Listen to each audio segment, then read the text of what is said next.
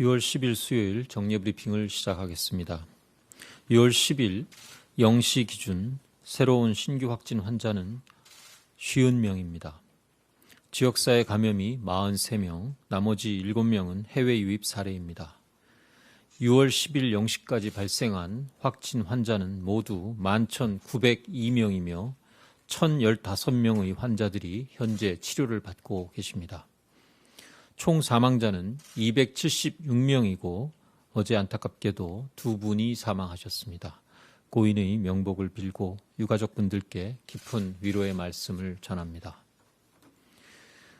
오늘 아침 정세균 국무총리 주재로 열린 중대본 회의에서는 전자출입명부 본사업의 추진 방안, 지방공무원 시험에 대한 방역관리 상황, 특별여행 주간 조정 등 방역 조치 계획, 동선정보 노출 관련 삭제 강화 방안 등을 논의하였습니다.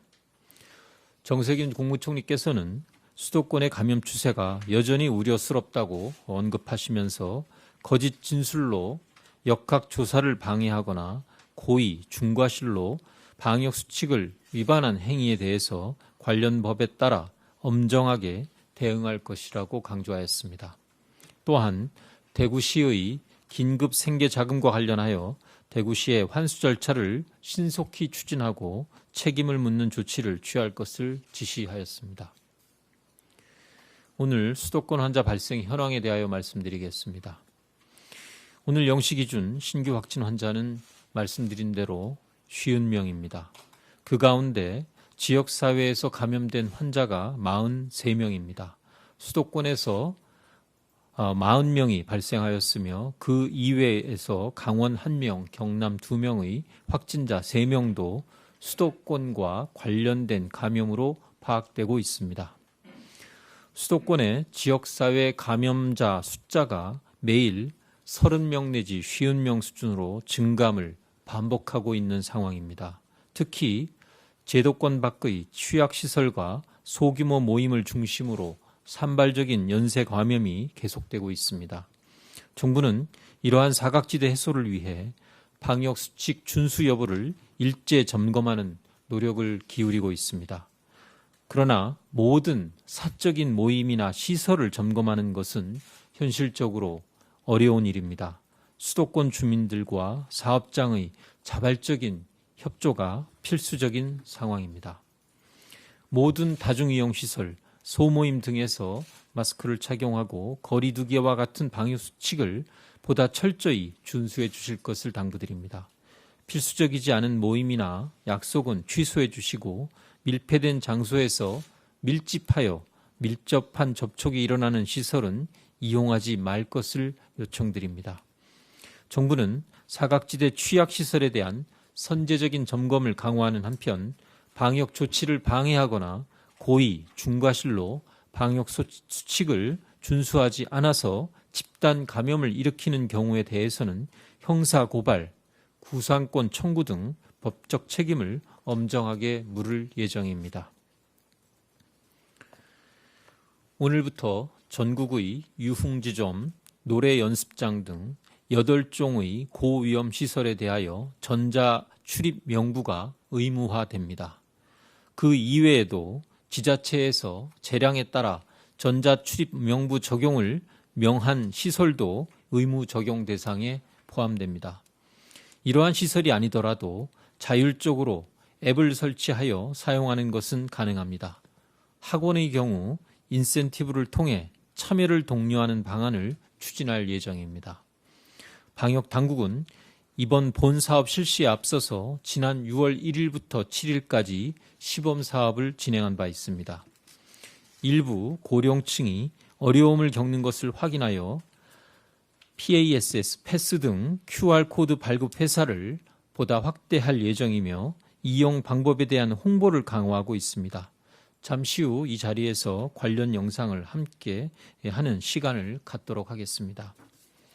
정부는 6월 30일까지 계도 기간을 두고 의무 적용 시설이 모두 전자출입 명부를 설치하도록 독려할 예정입니다. 시스템과 앱도 계속 개선하여 국민 이용에 불편함이 없도록 최선을 다하겠습니다. 전자출입명부 시스템이 조기에 정착될 수 있도록 국민 여러분들의 적극적인 동참을 부탁드립니다. 다음으로 지방공무원 시험 방역관리 상황에 대하여 말씀드리겠습니다. 이번 토요일 6월 13일 지방공무원과 지방교육청 공무원 선발시험이 치러집니다.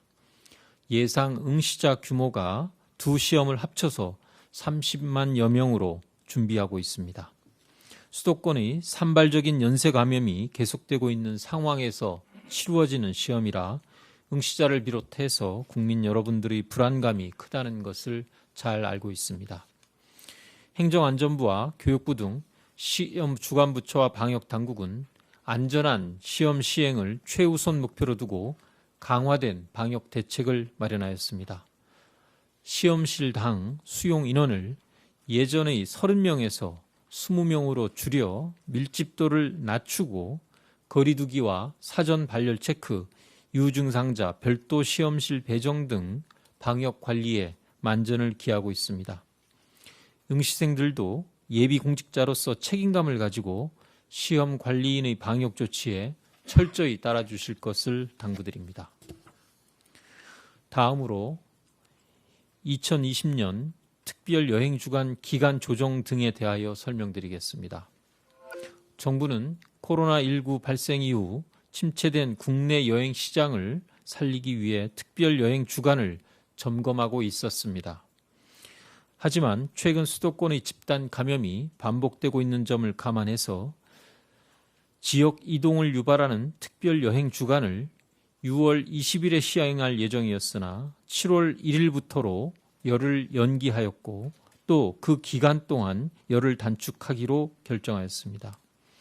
이와 함께 경륜, 경정의 휴장, 강원랜드 카지노 휴장 등도 당분간 지속하기로 결정하였으며 확진 환자의 발생 추이를 지켜보면서 관객 입장 등을 신중하게 검토할 예정입니다.